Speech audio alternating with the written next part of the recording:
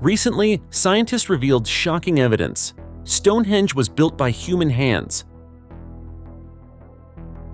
But how did ancient people move stones weighing up to 40 tons across 750 kilometers, all the way from Scotland to southern England?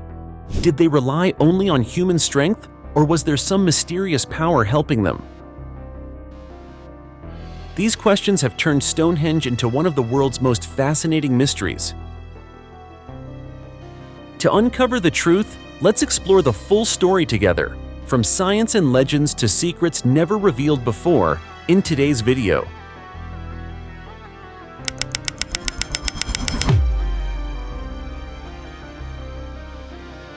To understand Stonehenge, we must begin with the most fundamental question: where did the stones come from?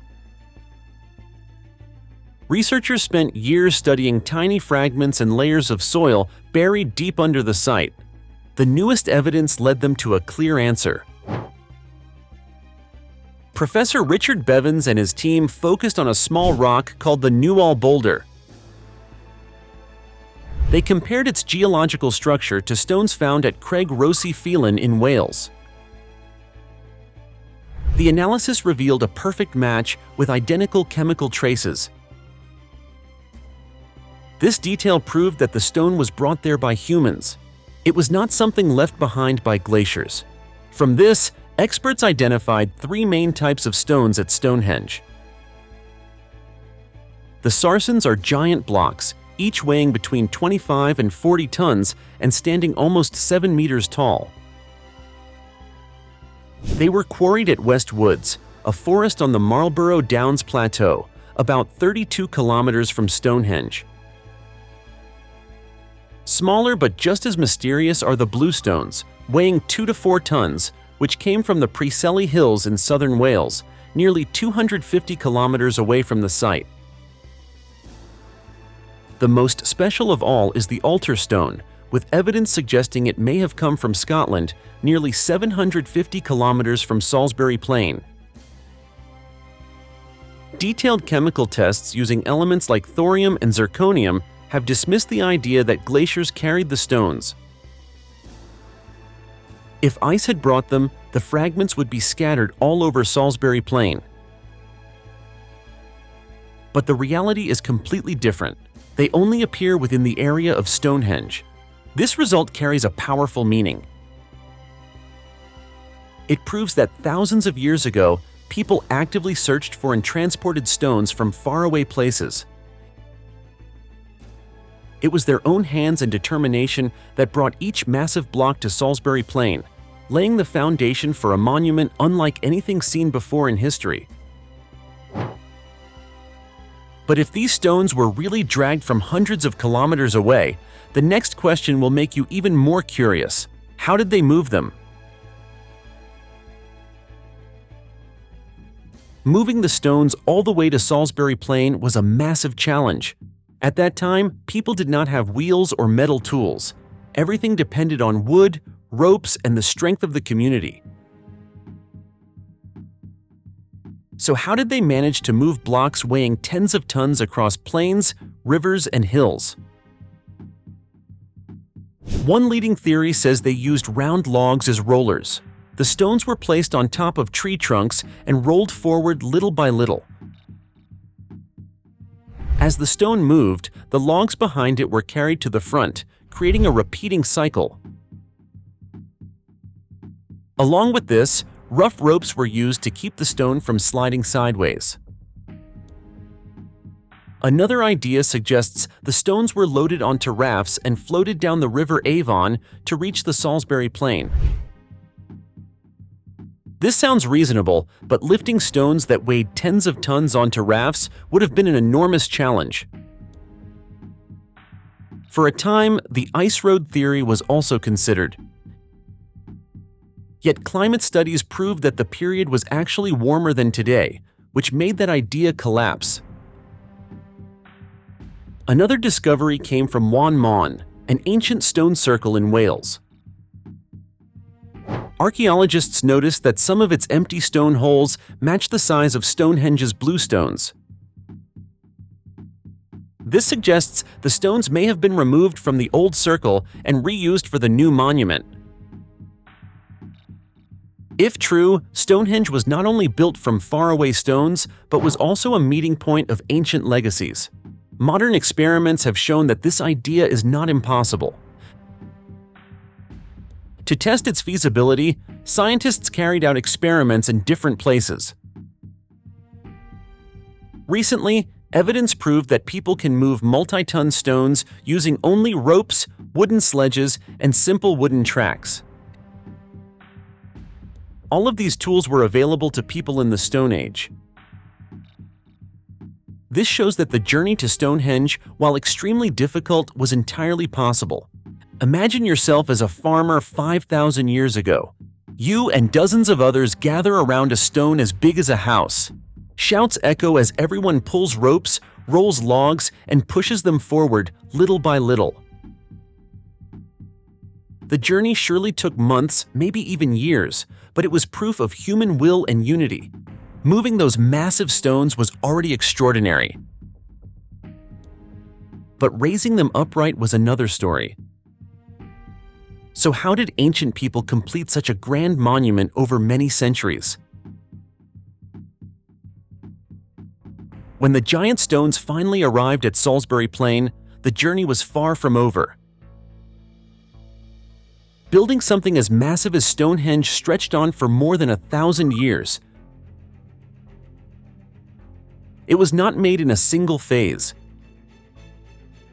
Each generation left its mark, turning the site into a living monument across many ages. The earliest stage began around 3100 BC. At that time, the people of Salisbury Plain dug a wide circular ditch and built up an earthen bank around it. Inside, they created round pits known as Aubrey holes. Archaeologists believe these pits may have held wooden posts, forming the first ceremonial circle. This work marked the beginning of a great collective project. A few centuries later, around 2500 BC, a new wave of building began. The bluestones from Wales were brought in and arranged into circles or horseshoe shapes in the central area. This was a turning point as the monument started to take the form of a true stone landmark. At the same time, the massive sarsens from West Woods were transported and set up as a large outer circle. On top of many of these, they placed horizontal slabs, forming pairs of 3 stones known as trilithons. This design gave Stonehenge the iconic image we still recognize today. Some trilithons still stand, serving as direct proof of the ancient builder's skill. After 2000 BC, the monument kept changing. The stone circles were moved, rearranged, and even expanded with new blocks. Some bluestones were shifted to different spots, showing that the structure was not fixed, but adapted to the ritual and astronomical needs of each era. This process lasted for centuries, proving the persistence of the building community. Archaeological discoveries also revealed that Stonehenge was not created by a single group of people. The native population of Britain, along with waves of migrants from Europe and even Anatolia, all left their marks here. DNA found in bones and tools shows strong cultural mixing. Stonehenge, therefore, was the shared creation of many communities, not the work of one single tribe. The meaning behind this process is truly extraordinary. The fact that construction lasted for 1,500 years shows that the site held a special place in the spiritual and social life of the people. Each generation continued the work of the one before, as if they were part of a shared project that went beyond the limits of time. Stonehenge became a symbol of cooperation and of belief in something greater than daily life. But if all this effort was only to build a massive stone circle, then what was its deeper purpose? This is the question that has puzzled scientists for centuries. For a long time, Stonehenge was seen mainly as a place for rituals, but a new theory has changed the way archaeologists look at it. Professor Timothy Darvill from Bournemouth University argued that Stonehenge may have been one of the earliest solar calendars in the world. The layout of the sarsens reveals this idea. The circle of 30 huge standing stones matches 30 days in a month. A horizontal stone was placed on top of each one, forming a continuous ring. In this system, a month of 30 days was divided into 3 weeks, each lasting 10 days. This difference shows a very unique way of thinking about time during that era. 12 such circles made up 360 days. That number was still short of a full solar year, so the builders added something special. The 5 giant trilithons in the center represented 5 extra days, likely set aside for rituals and important festivals. The big question is, how did they account for leap years? Darvill suggested that the 4 station stones worked as the adjustment. They were placed in a rectangle, allowing an extra day to be added every 4 years. This was an incredibly advanced system for a society that did not yet have a written language. For farming communities, knowing the seasons was a matter of life and death. Planting at the right time helped them avoid disasters and crop failures. A giant calendar, similar to Stonehenge, gave the community the ability to track time with high accuracy. When the sun rose at its highest point on the summer solstice, its light shone straight through the main stone entrance, marking the longest day of the year. On the winter solstice, the sun set in the opposite direction, signaling the start of winter. The social meaning of this went far beyond farming. Those who controlled the calendar also controlled power. They could announce festivals, choose the times for rituals, and decide when the community should plant crops. To control the calendar was to control both spiritual life and the economy. Imagine living 4,000 years ago. You see the sun rise exactly in the middle of the stone gate and believe the gods are signaling a new season.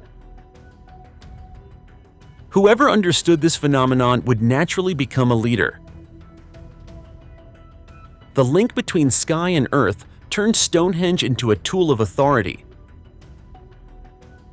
This also explains why Stonehenge was preserved and rebuilt through so many generations. It was not just a giant stone circle, but a time machine of the ancient world. Each pillar worked like a page in a calendar, recording the rhythm of the sun, but the sun was not the only mystery. Evidence also suggests that Stonehenge may have been linked to another celestial body, one far harder to predict and far more mysterious: the moon. Traces at the site suggest that Stonehenge may be connected to a rare lunar phenomenon. Scientists call it the major lunar standstill, a cycle that lasts 18.6 years. During this time, the moon's rising and setting points reach their extreme positions on the horizon, creating a rare and striking sight. This concept is not simple. To notice the 18.6-year cycle, observers would need to track the moon for decades. That would be very difficult for a community living more than 4,000 years ago.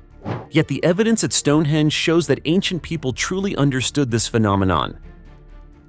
The key evidence lies in the station stones, 4 blocks that once formed a rectangle around the site.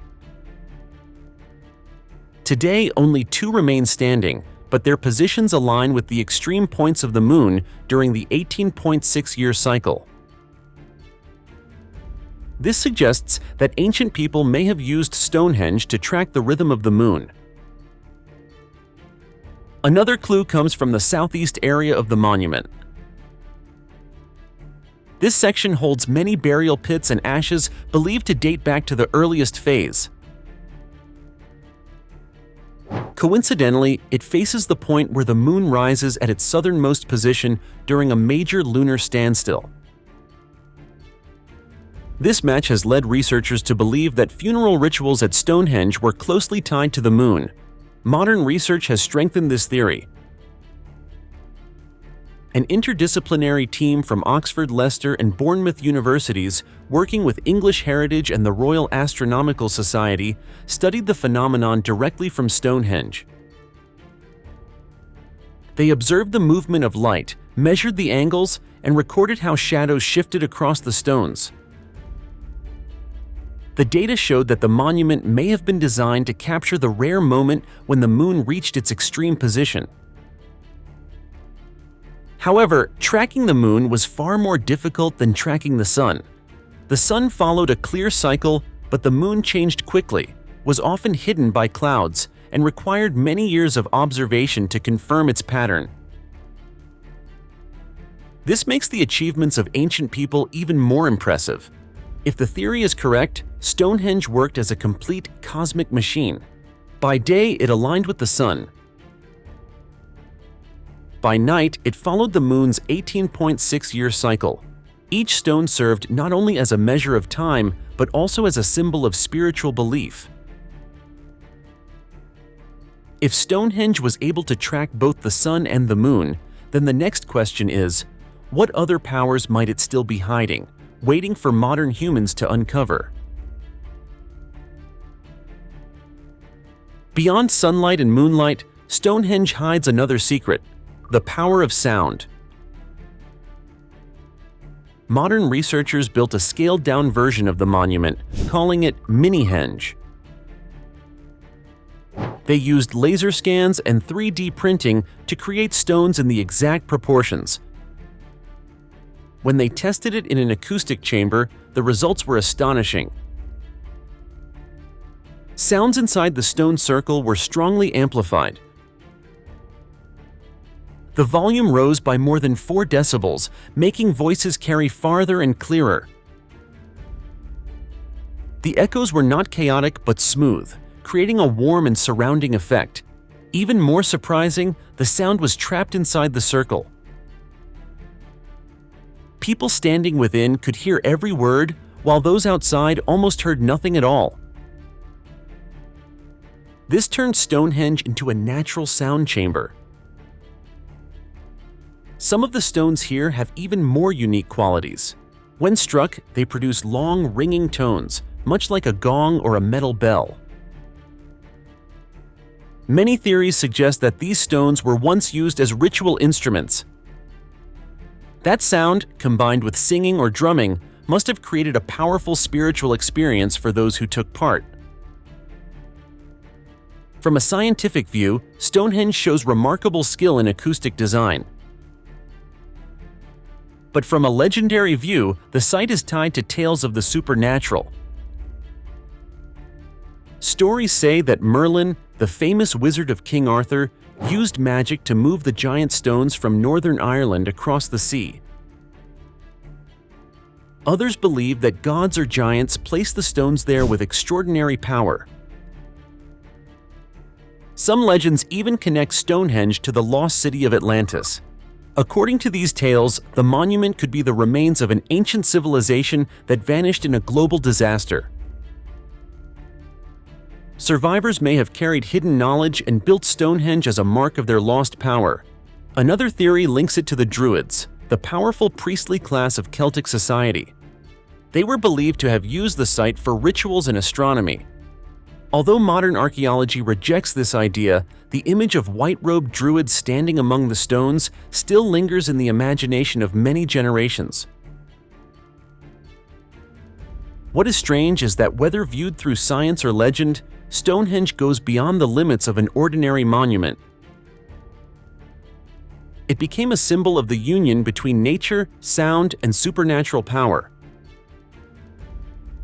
Modern people may explain these effects with physics, but for the ancients, such vibrations surely carried sacred meaning. If Stonehenge was once such a powerful place, the next question is shocking. Why, after thousands of years, was this mysterious monument damaged by humans themselves? Stonehenge survived for thousands of years, yet its greatest threat came from humans. For centuries, the monument faced acts of destruction and even commercial schemes. The stones that had stood strong against wind and rain were badly damaged by modern hands. In the 17th century, many stones were taken apart and used as building materials. Locals treated Stonehenge like a convenient quarry. The blocks were cut, dragged away, and never returned. This marked a clear period of decline for the monument. In the 19th century, waves of tourists arrived. They carried hammers and chisels, breaking off pieces of stone to keep as souvenirs. Each small strike seemed harmless, but together they caused serious damage. Some stones even lost their edges because of the tokens visitors took home. By the 1970s, Stonehenge had become a gathering spot for free festivals. At first, the events were peaceful. But within a few years, the massive crowds damaged the site. Trash, campfires, and people climbing on the stones left the monument scarred. The worst moment came in 1984, when a group sprayed purple paint on the ancient stones, leaving one of the most shocking images in the history of preservation. Faced with this situation, authorities had to put up fences and create restricted zones around Stonehenge.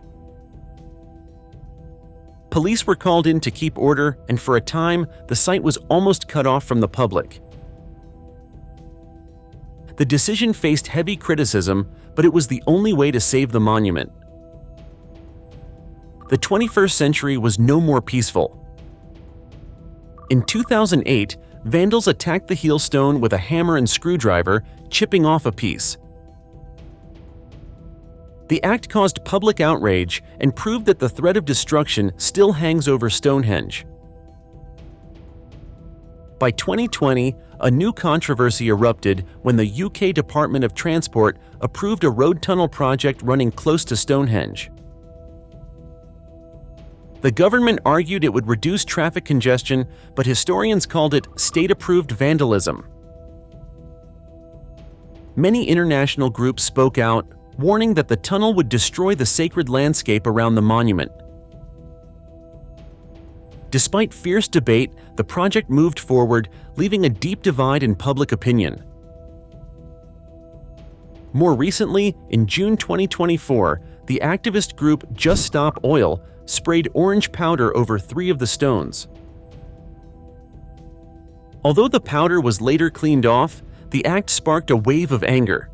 English Heritage called it a distressing violation, stressing that Stonehenge should never be used as a tool for political protest.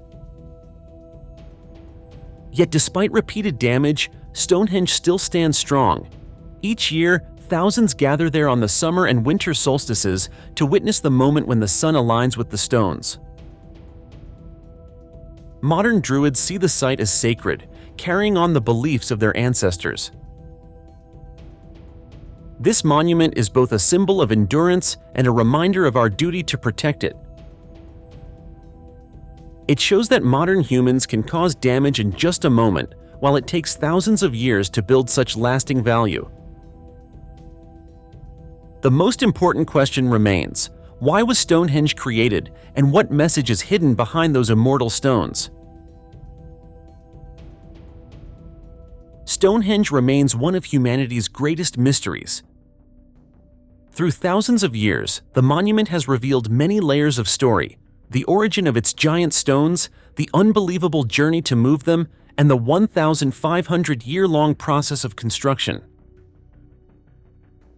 It holds the role of a precise solar calendar, the trace of a rare lunar cycle, and the hidden power of sound that modern science is only just beginning to explain. Alongside this stands a treasure of legends, stories of Merlin, of giants, and of lost civilizations. These tales do not erase the scientific value, but instead add depth to its mysterious appeal. Even in modern times, Stonehenge continues to spark debate, becoming a symbol of both pride and concern for preservation. This monument is far more than a circle of stones. It is proof of human imagination, belief, and the desire to connect with the universe. Each stone stands as a reminder that people once pushed beyond their limits to create something eternal. So in the end, what is Stonehenge? Is it a cosmic calendar, a sacred ritual center, or even the work of some otherworldly power? If you were standing inside the stone circle on the summer solstice, what would you hope to experience? And tell us, which monument in today's world do you think could still stand 5,000 years from now? If this video sparked your curiosity, please support us by liking, sharing, and subscribing. Your support helps us keep bringing more mysteries and hidden truths to light.